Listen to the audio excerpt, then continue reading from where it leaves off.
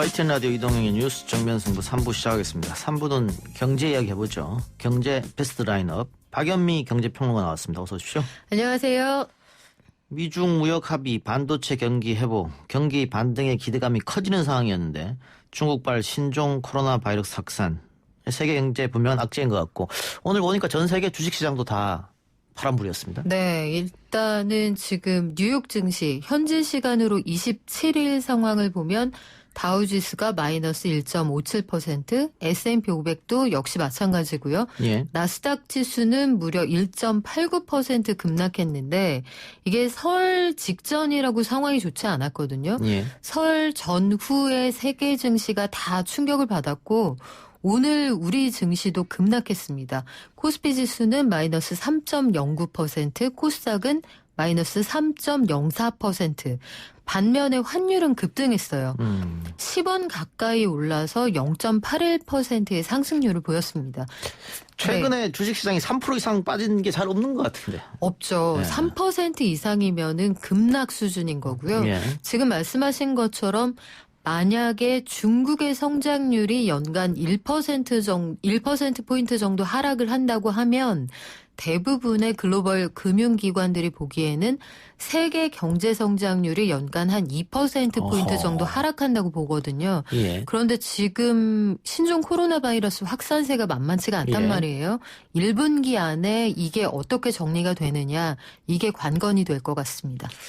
특히 우리는 중국과 더 밀접한 관계가 있고 수출도 많이 하고 수입도 네. 많이 하고 관광도 많이 갔다 오고 하는데 우리 경제 타격은 더 크지 않겠나? 그렇죠. 우리가 사실 굉장히 아쉽게 보는 부분인 건데 중국에서 시진핑 주석 올해 오고 한한령을 사실상 비공식적으로 해제하면서 단체 관광객도 좀 들어오고 예. 우리가 그래서 중국발 내수의 어떤 호재 이런 것들 기대를 좀 하고 있었거든요. 예. 올해 경제 성장률 전망치 2.4%에는 그런 기대감도 좀 반영이 돼 있었는데 이게 어떻게 정리될지 아직까지 예단하기 어려운 상황이고요.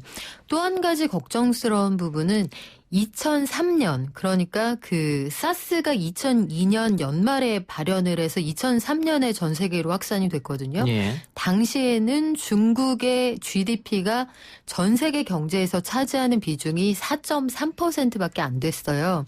그러면 구매력도 그만큼 크지 않았을 텐데 지금은 중국의 GDP가 세계 경제에서 차지하는 비중이 무려 16.3%에 이릅니다.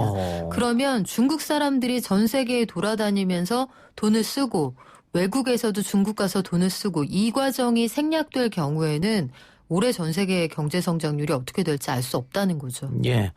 특히 우리 관광업계는 한한령 해제에 대해서 기대감이 상당히 높았지 않습니까? 그렇죠. 그리고 관련 주식 시장도 다 올랐었는데 네. 다시 원점으로 돌아가 버렸네요. 그렇기도 하고 지금 지자체별로는 사실은 어려운 내수를 좀 타개해 보겠다면서 지역별로 중국의 뭐 일정 성, 일정 도시하고 자매 결연을 맺어서 뭐 수천 명의 관광객을 유치하고 이런 곳들이 있었거든요. 예. 그런데 그런 것들을 다 계약을 취소하는 상황이 벌어지고 있어요. 그래서 실질적으로 중국 안에서나 중국 밖으로나 관광 자체가 지금 거의 관광 산업 자체가 무너지고 있는 그런 예. 현상을 보이고 있는데 중국 안에서만 해도 춘절 동안 원래 이동하던 양 종전과 비교를 하면 이 철도의 연매출이 종전 대비 40% 정도 급감했다고 합니다. 중국 정부가 원래는 춘절 기간이 24일에서 30일인데 요걸 다음 달 2일까지로 이틀 늘리거든요. 예. 근데 그럼에도 불구하고 요 상태가 한 주만 더 연속이 된다 하면 뭐 우리 돈으로 11조 원에 가까운 철도 연매출이 줄어들 것이다. 중국 안에서는요. 그런 예상이 나와 있습니다. 메르스 때는 어땠습니까? 메르스 때도 우리 내수 시장이 침체됐었습니까? 그렇죠. 사스, 메르스 마찬가지인데요. 사스가 2002년에 중국에서 시작이 돼서 2003년에 우리나라로 좀 번져가면서 당시 연간 경제 성장률을 우리가 한 0.2%포인트 정도 손해봤다 이런 통계가 나와 있거든요.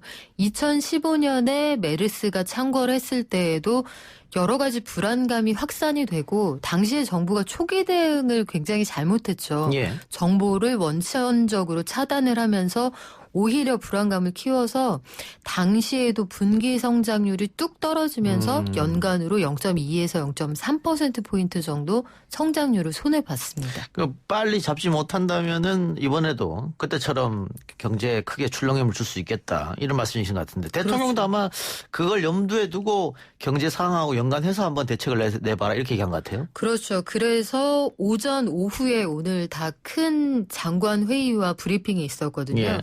오늘 오전에는 서울청사에서 긴급 경제관계 장관 회의가 있었는데 일단 검역 진단비 관련해서 208억 원을 푼다. 신속 집행을 하고 우리가 30일하고 31일에 전세기를 띄웁니다. 중국 우한에서 우리 동포들 700명을 실어 오게 되고요.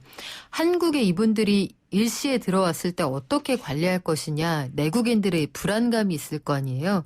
공무원 교육시설에 일단 수용을 하면서 유증상자는 아예 비행기를 탑승하지 못하는 것으로 일단 여기까지 합의가 돼 있고요. 중국에 대한 지원책도 함께 나왔습니다. 중국에는 200만 개에 이르는 마스크, 방호복 등 10만 개 역시 지원을 할 예정입니다. 예, 우리뿐만 아니고 뭐 일본 정부도 지원을 한다고 하는데. 네, 일본보다 우리가 많이 보냅니다. 아, 그렇습니까? 네. 예. 그 작년 경제 성장률이 2% 턱걸이 했지 않습니까? 네. 그리고 올해는 정부가 목표를 2.4% 잡았는데 방금 말씀하신 것처럼 만약에 메르스나 그때처럼 0.2 정도가 떨어진다고 하면 정부로서도 상당한 영향이 있겠어요. 그렇죠. 목표를 세우는 것에 대해서. 그리고 이게 분위기잖아요. 지금 연초에 분위기를 좀 타면서 1분기에서 2분기로 넘어가 줘야 하는데 예. 연초에 뉴욕 증시 올라가면서 우리도 따라서 올라가던 그 흐름이 딱 예. 깨졌단 말이에요. 예. 그리고 일이 일비하게 될 것이고 또 한 가지 걱정스러운 게 중국 안에서 발표되는 통계하고 중국 밖에서 현재 상황을 바라보는 전문가들의 시각이 굉장히 엇갈려요. 그 중국 안에서는 지금 확진자가 수천 명 수준이다 이렇게 얘기를 하지만 홍콩 언론들은 보면 수만 명 수준일 것이다. 나아가 영국에서는 아니다. 한 10만 명은 될 것이다. 이런 추측까지 나오고 있는 상황이기 때문에 정보가 정확하지 않다는 전제를 하면 이 상황이 예상보다 더 심각할 수도 있죠. 하지만 그 과도한 불안 심리는 또 자제하는 게 우리 경제에 도움이 될 겁니다. 특히 지금 뭐 일본과의 사이도 좀 안 좋기 때문에 일본 관광객도 많이 줄어든 상태인데 네. 우리도 뭐 안 갑니다만은. 우리도 안 가고 일본에서도 뭐 많이 안 옵니다만 그 일본에서 오는 관광객의 그 추이가 처음으로 우리가 가는 숫자를 넘어섰어요. 지난해 우리가 워낙 안 가기 때문에. 그런데 상황이 이렇게 벌어진다 하면 일본에서 그동안 한국인이 안 감으로써 봤던 손해를 중국인 관광객을 통해서 벌충을 했거든요. 근데 중국에서 안 가죠. 그리고 와도 반겨하지 않는다. 그렇죠. 이런 분위기가 형성이 되면 일본도 관광객 타격은 뭐 만만치가 않을 겁니다. 또 우리 관광객들도 지금 뭐 중국은 당연합니다만 이 중화권으로 묶이죠. 홍콩, 싱가포르, 대만 이쪽 다 가지 않겠다. 뭐 취소 사태가 지금 벌어지고 있다고 네, 하니까. 그리고 사실 특정 지역뿐만 아니라 반드시 필요한 경우가 아니면 사람 많고 경유하는 사람 많은 공항이나 집결하는 데를 안 가게 되죠. 아무래도. 그게 소비 심리에 영향을 미치게 될 거고요. 또. 아이고. 좀 빨리 좀 해결돼야 될 텐데. 정부의 대응책을 좀 지켜보죠. 네. 추경 이야기는 어떻습니까? 벌써부터 추경이에요. 지금 뭐 1월 달에 추경 나오는 게 이상합니다만은 사태가 지금 이렇게까지 번졌습니다. 네, 일단 그 국내 상황은 현재까지 4번째 확진자가 나와 있고 100여 명에 이르는 그 유증상 의심자들 가운데 대부분은 이제 음성으로 판정이 났어요. 15명만 관찰을 해서 이분들이 양성인지 음성인지 파악을 하겠다. 여기까지인데 추가로 확진 환자가 나오지 않고 우리가 초기 방역에 성공을 한다고 하면 추경 얘기는 사실 다소 좀 일러 보이고요. 우리가 208억 원의 검역 진단비 외에 필요하면 2조 원의 예비비를 동원할 수가 있습니다. 예비비라는 건 나라에서도 무슨 큰 일이 있을지 모르니 비상금처럼 마련해 두는 돈인데 이 돈이 일단 집행이 될 것이고요. 추경까지 가면 사실 상황이 굉장히 급박해지는 건데 아직 연초이고 올해 예산 규모가 513조 원이잖아요. 거기까지 얘기하기는 조금 이른 시기가 아닌가 싶네요. 지금은 그렇습니다만은 과거 메르스 사태처럼 이 사망자도 나오고 이렇게 좀 커지면은 사태가 그럼 뭐 유치원, 학교 뭐 이런 거 당연히 등교 금지가 일어날 테고요. 대형 식당 같은 데도 문을 닫을 테고. 그러면 또 모두들 다 집에만 있으려고 하면 내수시장은 완전 붕괴되는 거 아니냐. 일단 초기 방역성은 좀 지켜봐야 돼요. 일단 그 700명의 우리 동포들을 실어 온다고 했잖아요. 그 이후에 추가로 확진자가 나오는지, 그리고 3번, 4번 확진자가 지금 이 발병 이전에 돌아다녔다, 이 내용이 동선이 확인이 됐잖아요. 예. 그중에서 지역사회의 그 밀접 접촉자에 대한 감염이 있었는지 이런 것들이 확인이 되면 그 이후에 좀 얘기할 문제이지 아직까지 아직은, 거기까지 예. 가기는 조금 일러 보입니다. 예. 알겠습니다. 네. 좀 그래서 추경 얘기도 했습니다. 조금 아쉬운 게 지난번에 보건복지부에서 이 공항 내에 이 직원들, 이 전염병을 조금 관리하는 직원들을 늘리자 그 안을 국회에 올렸는데 그게 결국은 무산됐거든요. 그런 점이 좀 예설이 삭감돼 버렸는데 그런 점이 좀 아쉽긴 합니다. 네. 자, 다른 이야기 한번 해보죠. 노조 반대로 출근을 못하고 있던 윤종원 기업은행장 내일부터 정상 출근한다고요? 네, 6대 공동선언문에 노사가 합의를 했고요. 여당 원내대표하고 또 그 은성수 금융위원장까지 포함을 해서 노조하고 같이 활짝 웃으면서 사진을 찍었더라고요. 예. 지난 설 연휴에 국민 여러분들은 쉬셨는데 이쪽에서는 아주 치열한 협상의 과정이 있었습니다. 6대 공동선언문에 들어있는 내용들을 보면 노조가 반대할 경우에는 뭐 구조조정이나 직무급제를 무리하게 시도하지 않는다. 여러 가지 그 노조가 추천하는 이사가 경영에 참여할 수 있는 방안 이런 것들을 모색한다. 이런 내용들이 들어있고요.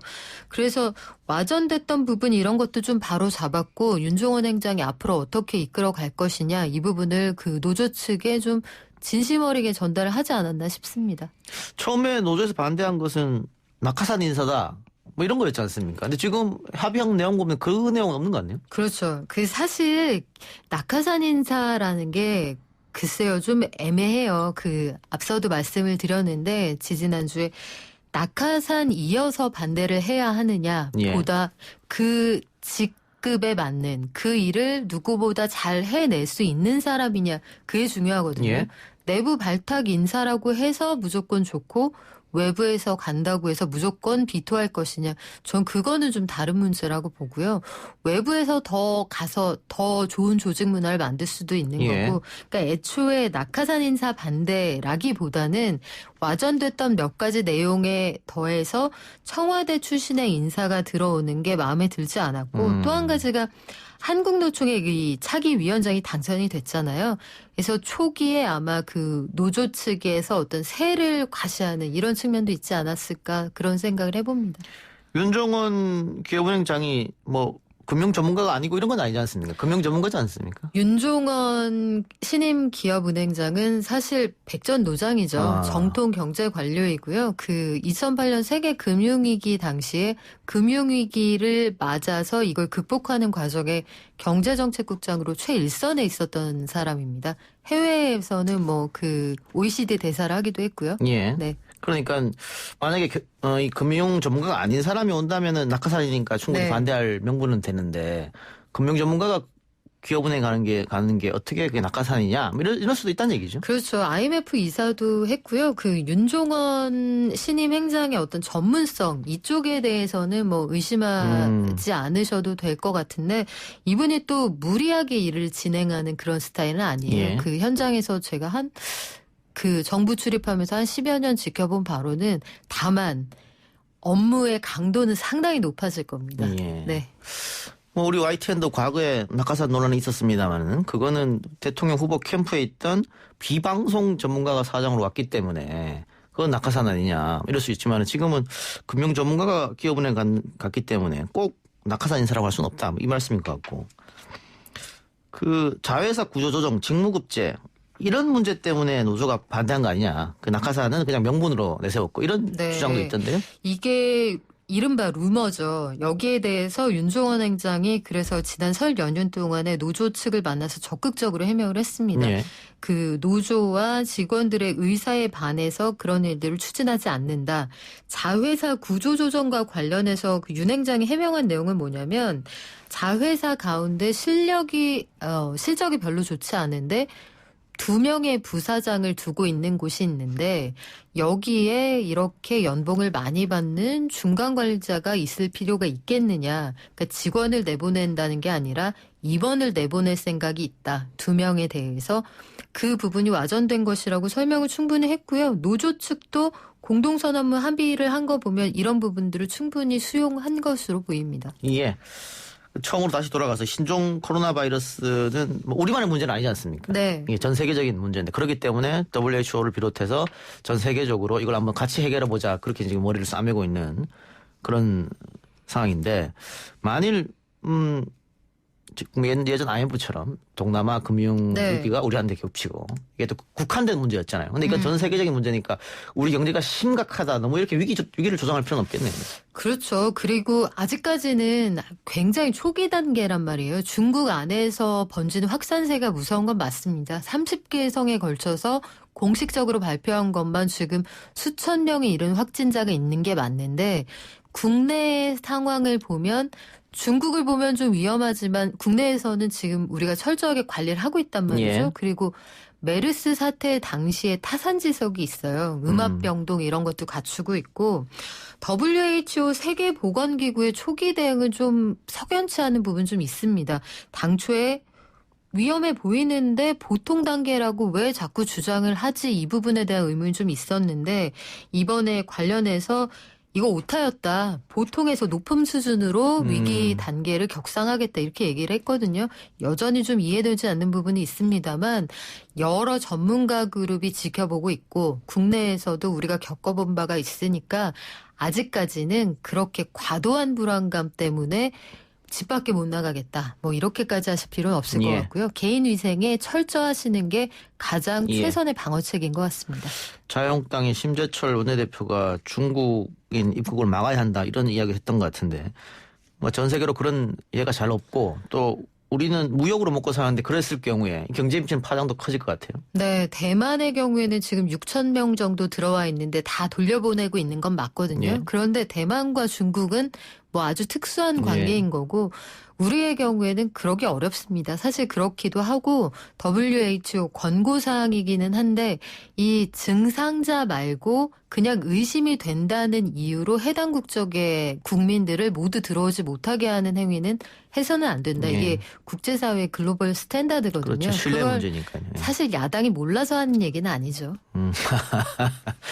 예, 알겠습니다. 어떤 말씀인지. 경제 패스트라인은 오늘 여기까지 듣죠. 박연미 경제평론가 수고하셨습니다. 고맙습니다.